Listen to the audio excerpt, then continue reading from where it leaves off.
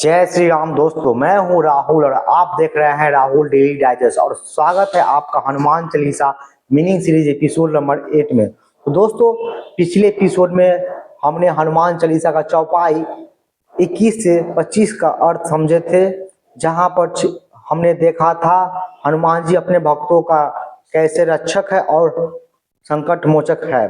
दोस्तों, आज के हम एपिसोड में हनुमान चालीसा का चौपाई 26 से लेकर 30 का गहन अर्थ समझेंगे और जहां पर भक्ति, सेवा और मोक्ष का गहन अर्थ छिपा हुआ है। तो दोस्तों, चलिए चलते हैं। आज का एपिसोड का मेरा प्रथम चौपाई है, उस चौपाई से चलते हैं। तो पहला चौपाई मेरा है, सब पर राम तपस्वी राजा, तिनके काज सकल तुम साजा। तो राम जी स्वयं एक महान तपस्वी राजा हैं और उनके सभी कामों का श्रेय हनुमान जी को जाता है। यानी कि हनुमान, इस चौपाई का अर्थ हुआ राम जी स्वयं एक महान तपस्वी राजा थे और उनका सभी कार्यों का श्रेय हनुमान जी का जाता है। तो यह चौपाई से हमें यह सीख मिलती है कि सेवा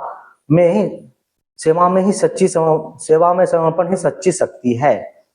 यानी कि यह चौपाई हमें बताती है सेवा में ही समर्पण सच्ची शक्ति है और केवल प्रभु श्री राम की इच्छा के पूरी करने के लिए हनुमान जी को उसमें आनंद आता है। यानी कि प्रभु की इच्छा को पूरी करने के लिए हनुमान जी को उसमें बहुत आनंद आता है। तो ये चौपाई से हमें ये सीख मिलती है और हमको इसी प्रकार अपने आप को प्रभु के सामने समर्पण करना चाहिए और उनकी इच्छा को पूरी करना चाहिए और उनकी इच्छा पूरी करने हमको अपने आप को खूब आनंद आना चाहिए। इससे हमें अपने आप को एक अलग लेवल पर महसूस करेंगे और अपनी जिंदगी में एक जो इच्छा है वो पूरी होती चली जाएगी। आगे की चौपाई की ओर, और मनोरथ जो कोई लावे सोई अमित जीवन को पावे।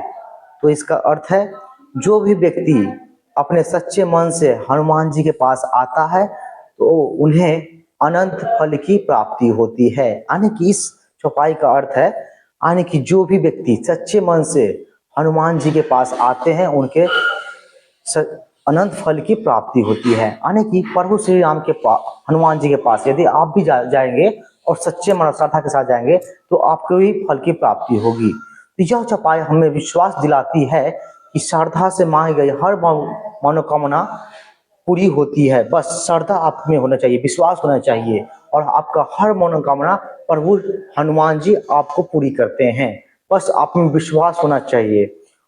तो हनुमान जी केवल वही देते हैं, हनुमान जी केवल हमें वही देते हैं जो मेरे लिए शुभ होते हैं, जो मेरे लिए शुभ होंगे। यानी कि आपकी इच्छा के अनुसार नहीं मिलेगा। यदि प्रभु श्री राम की आप हनुमान जी की आप स्मरण करते हैं, केवल आपको जो इच्छा है वो हिसाब आपके हिसाब से मतलब कि वो फल नहीं मिलेगी। जो आपके लिए मंगल हो, शुभ हो, वही आपको फल की प्राप्ति मिलेगी प्रभु हनुमान जी की कृपा से। दोस्तों चलिए चलते हैं अपने आगे की चौपाई की ओर। तो हमारा आगे का चौपाई है, चारों युग प्रताप तुम्हारा, हे प्रसिद्ध जगत उजियारा। आपका पराक्रम चारों युगों में प्रसिद्ध है और आपकी महिमा से ये पूरा जगत उज्जवल है। तो हमें यह चौपाई बताती है कि प्रभु आपकी पराक्रम से चारों युग में प्रसिद्ध है और आपकी महिमा से यह पूरा यह जगत उज्जवल है। और यह चौपाई हमें बताती है कि समय बदलता है, जरूर समय बदलता है और हनुमान जी की महिमा नहीं बदलती है। समय बदलता है लेकिन हनुमान जी का महिमा नहीं बदलती है। उनका नाम युग युग में शक्ति और प्रेरणा का स्रोत रहा है और उनका नाम युग युग में शक्ति का प्रेरणा का स्रोत रहा है। यह चौपाई हमें यह सिखाती है कि समय तो बदलती है लेकिन प्रभु की कृपा नहीं बदलती है, प्रभु जी की महिमा नहीं बदलती, हनुमान जी की महिमा नहीं बदलती है और नाम हर युग में शक्ति और प्रेरणा का स्रोत रहा है। चलिए चलते हैं अपने आगे की चौपाई की ओर। साधु संत के तुम रखवारे, असुर निकंदन राम तुम्हारे। दोस्तों, इसका अर्थ है आप सज्जनों और संतों का रक्षक है। यानी कि इसका अर्थ है, प्रभु यहाँ श्री राम के मतलब अर्थ हुआ ये चौपाई का कि आप सज्जनों और संतों का रक्षक है और दुष्टों के नाश करने वाले में प्रसिद्ध है आप। यानी कि दुष्टों के नाश करने वाले से आप प्रसिद्ध है, के रूप में आप प्रसिद्ध है। इस चौपाई का अर्थ हुआ ये हुआ।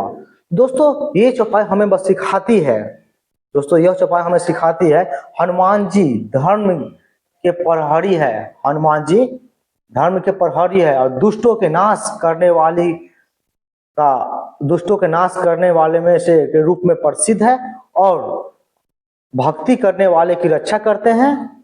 यानी कि जो भक्ति करता है उनका, उनको रक्षा करते हैं और अधर्म करने वालों को नाश करते हैं, यानी कि अंत करते हैं।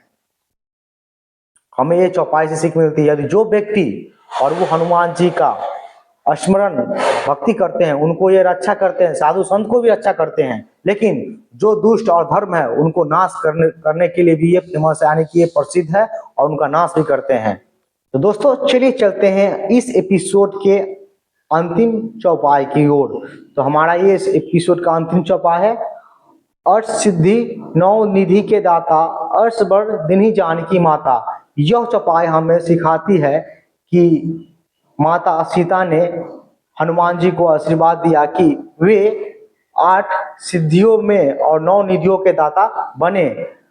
हनुमान जी के भक्तों, यानी कि हनुमान जी के भक्तों को शक्ति, साहस, धन, सफलता और साहस प्रदान करने वाले हैं और उनकी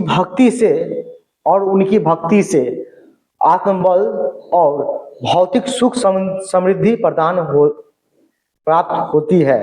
यानी कि प्रभु हनुमान जी को जो भी भक्त उनकी स्मरण भक्ति करते हैं उन्हें शक्ति, ज्ञान, धन, बल प्राप्त होती है और आत्मबल भी और सुख, शांति, समृद्धि प्राप्त होती है।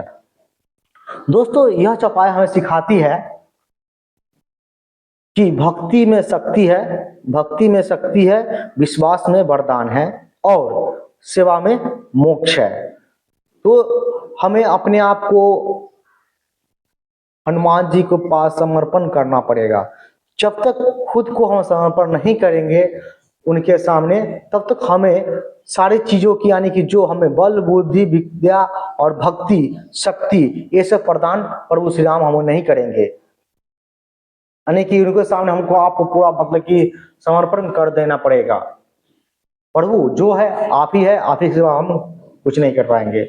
जो कीजिएगा मेरे लिए अच्छा होगा, शुभ होगा, अशुभ होगा, आप ही कीजिएगा, मैं आप ही पर समर्पित हूँ।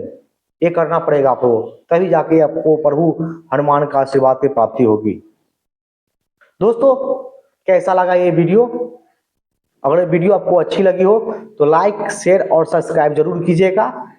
आज का ये एपिसोड हमने 5 चौपाई के बारे में जाने हैं और उनकी व्याख्या समझे हैं। यदि आप पांचों चौपाई में से आपको एक भी चौपाई आपको अच्छी लगी हो तो कमेंट जरूर करें, ताकि हम समझ सके कि आप कौन सा चौपाई आपको सबसे ज्यादा अच्छी लगी हो और आप अपने जीवन में कौन सी चौपाई की गुण सीखकर और उनकी व्याख्या सुनकर अपने जीवन में की राह की ओर अपनाएंगे। तो दोस्तों अभी तक हमारे इस एपिसोड में बने रहने के लिए आपका बहुत बहुत धन्यवाद। जय श्री राम, जय हनुमान।